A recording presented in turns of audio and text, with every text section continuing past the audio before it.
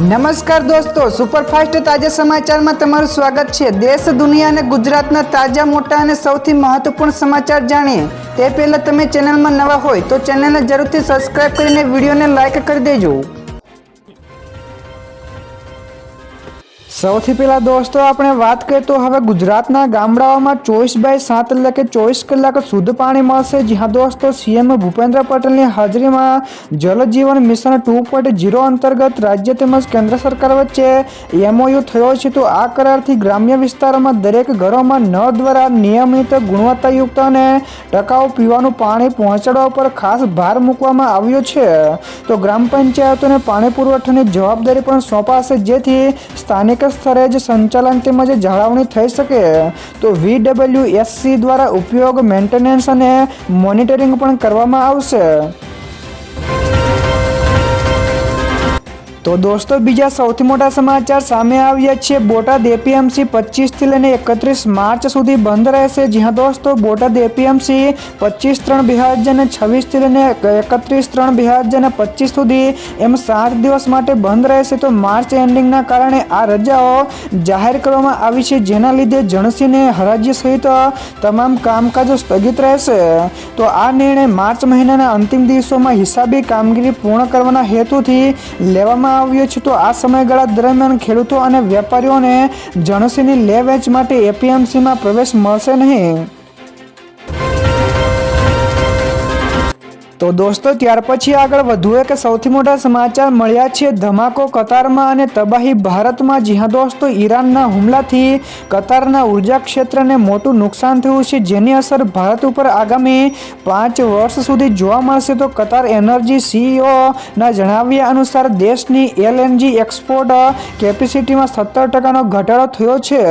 તો આ નુકસાનીના કારણે વાર્ષિક $20 બિલિયન થી વધારાની ખોટ જવાની પણ શંકા છે। તો આની સાથે જ આ માળખાકીય નુકસાનોને ઠીક કરવામાં લાંબો સમય પણ લાગશે।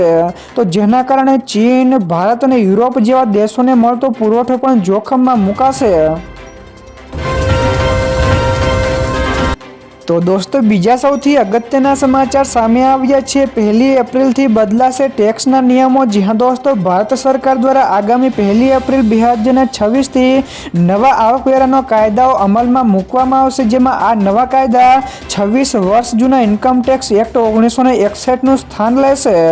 તો આ ફેરફારોનો મુખ્ય ઉદ્દેશ્ય પગારદાર કર્મચારીઓ અને વ્યવસાયો માટે ટેક્સ પ્રક્રિયાને સરળ બનાવવાનો છે। જોકે મૂળભૂત ટેક્સ સ્લેબમાં કોઈ પણ ફેરફાર આવ્યો નથી, પરંતુ રોકાણ તેમજ વળતર ફાઇલ કરવાની પદ્ધતિમાં 15% થી લઈને 20% જેટલી સરળતા પણ આવવાની શક્યતા છે।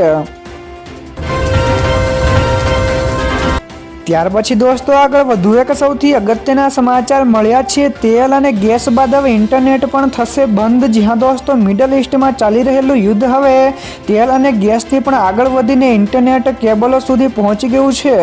તો એક રિપોર્ટ્સ અનુસાર હોર્મુઝ અને બાબ અલ મંડેબના સમુદ્રી માર્ગોની નીચે બિછાવેલા ફાઇબર ઓપ્ટિકલ કેબલ ઉપર ખતરો પણ વધી રહ્યો છે। જો આ કેબલોને નુકસાન થશે તો ભારત સહિત વિશ્વમાં પણ બેન્કિંગ તેમજ AI સેવાઓને પ્રભાવિત થશે। તો વિશ્વના કુલ ઇન્ટરનેટ ટ્રાફિકનો મોટો હિસ્સો આ માર્ગ ઉપર આધારિત છે। ત્યારબાદ દોસ્તો ફટાફટ આગળના બીજા સમાચારની વાત કરવામાં આવે તો ઈરાને ઇઝરાયલ અને અમેરિકાને આપી ધમકી। જ્યાં દોસ્તો મિડલ ઈસ્ટમાં વધતા યુદ્ધના તણાવ વચ્ચે ગઈકાલે ફરી એકવાર ઈરાને અમેરિકા અને ઇઝરાયલને ખુલ્લા પડકારો ફેંક્યો છે। તો ઈરાને બંને દેશોનું યુદ્ધ હજુ પણ ખતમ થયું નથી તેવી ધમકી આપી છે, અને વધુમાં ઇઝરાયલે દાવો પણ કર્યો છે કે ઈરાન હવે મિસાઇલ બનાવવાની ક્ષમતા ગુમાવી ચૂક્યું છે। તો દોસ્તો જણાવી દઈએ કે ગઈકાલે ઈરાન અને ઇઝરાયલ યુદ્ધના 21મો દિવસ હતો। તો દોસ્તો બીજા સૌથી મહત્વપૂર્ણ સમાચાર સામે આવ્યા છે। યુદ્ધ વચ્ચે ભારત સરકારનો મોટો નિર્ણય। જ્યાં દોસ્તો મિડલ ઈસ્ટમાં વધતા તણાવના કારણે ભારતમાં પ્રાકૃતિક ગેસ તેમજ તેલ સપ્લાય ઉપર દબાણ વધ્યું છે, જેને જોતા ભારત સરકારે મોટું પગલું ભર્યું છે।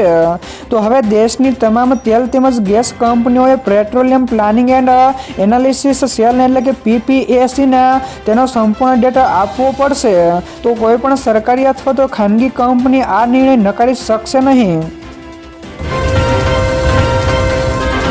તો દોસ્તો ત્યાર પછી આગળ વધુ એક સૌથી મહત્વપૂર્ણ સમાચાર મળ્યા છે. ઈરાન અમેરિકાની કબર ખોદી રહ્યું છે. જી હા દોસ્તો, ઈરાન અને અમેરિકા વચ્ચે ચાલી રહેલા યુદ્ધમાં અમેરિકા વાયુસેનાને ભારે નુકસાન થયું છે. તો બ્લૂમબર્ગ સહિત આંતરરાષ્ટ્રીય મીડિયા સંસ્થાના રિપોર્ટ્સ અનુસાર યુદ્ધ શરૂ થયાના 3 અઠવાડિયાની અંદર 16 અમેરિકી વિમાનોને તોડી પાડવામાં આવ્યા હતા. તો આ યુદ્ધમાં અમેરિકાને અરબો ડોલરોનું ભારે નુકસાન પણ થયું છે. તો યુદ્ધમાં બંને દેશોને આર્થિક નુકસાની પણ વેઠવાનો વારો આવ્યો છે.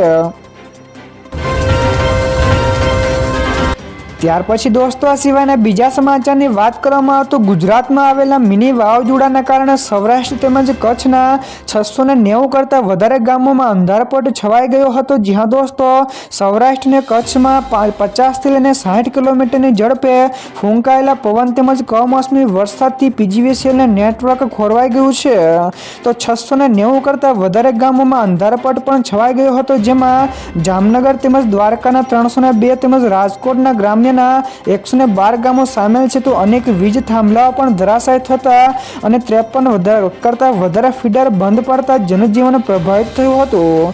તો હાલમાં વીજ તંત્ર દ્વારા યુદ્ધના ધોરણે સમારકામ પણ હાથ ધરીને પુરવઠો યથાવત કરવાના પ્રયાસો ચાલુ છે. તો દોસ્તો, તમારા ગામ અથવા તો વિસ્તારમાં પણ અંધારપટ છવાયો હતો કે નહીં, ફટાફટ ઝડપથી નીચે કોમેન્ટ કરજો. તો દોસ્તો બીજા સૌથી મોટા સમાચાર સામે આવ્યા છે. ક્રૂડમાં ભડકો, તો પેટ્રોલ અને ડીઝલ મોંઘા થશે. જી હા દોસ્તો, ઈરાની હુમલા બાદ વૈશ્વિક બજારમાં ક્રૂડ ઓઇલ તેમજ ગેસના ભાવમાં 30%નો તોતિંગ વધારો થયો છે. તો યુદ્ધના કારણે ભારતીય બાસ્કેટમાં ક્રૂડના ભાવ બમણા થઈને $146 પહોંચતા દેશમાં પેટ્રોલ અને ડીઝલ 10થી લઈને $15 મોંઘા થવાની શક્યતા છે. તો કતારનો ગેસ પ્લાન્ટ બંધ થતાં યુરોપમાં પણ કિંમતો આકાશી આંબી છે. તો રશિયા અને સાઉદી અરેબિયા જેવા દેશો ઉપર નિર્ભર ભારત માટે આ આર્થિક સ્થિતિ અત્યંત પડકારજનક બની રહી છે.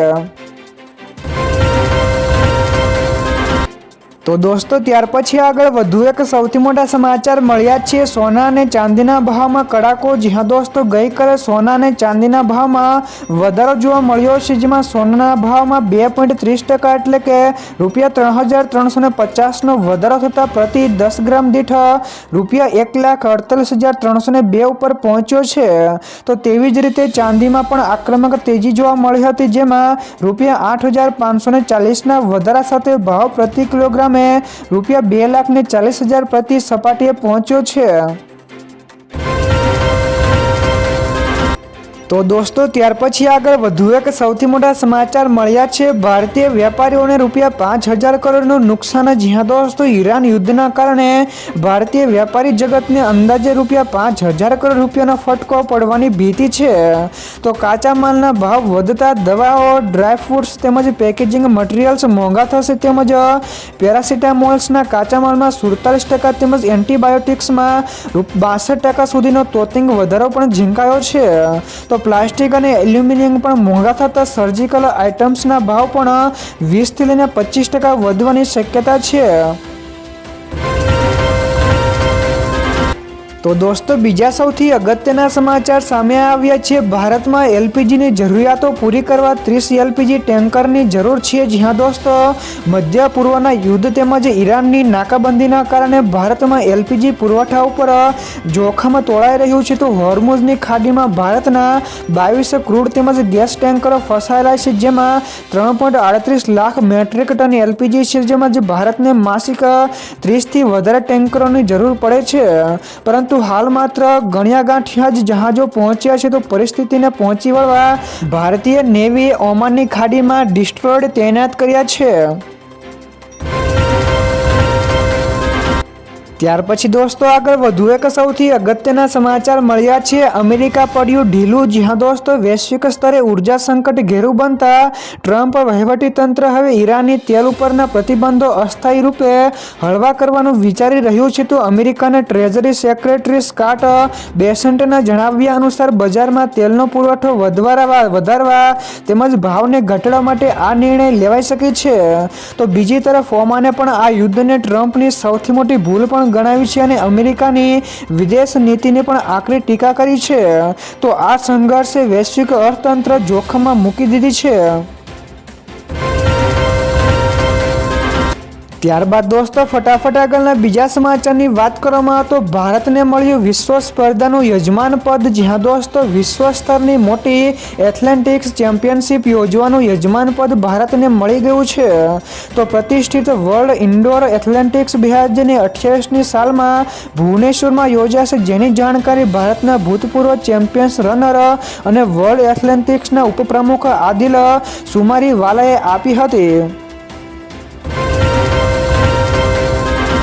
તો દોસ્તો બીજા સૌથી મહત્વપૂર્ણ સમાચાર મળ્યા છે મોંઘવારીનો વધુ એક ઝટકો. જ્યાં દોસ્તો ઝોમેટોથી ખાવાનું મંગાવવું હવે મોંઘું પડશે, જેમાં ઝોમેટોએ તેના પ્લેટફોર્મ ફીમાં વધારો કર્યો છે. તો કંપનીએ પ્લેટફોર્મ ફીસ ₹12.50થી વધારીને ₹14.90 કરી દીધી છે.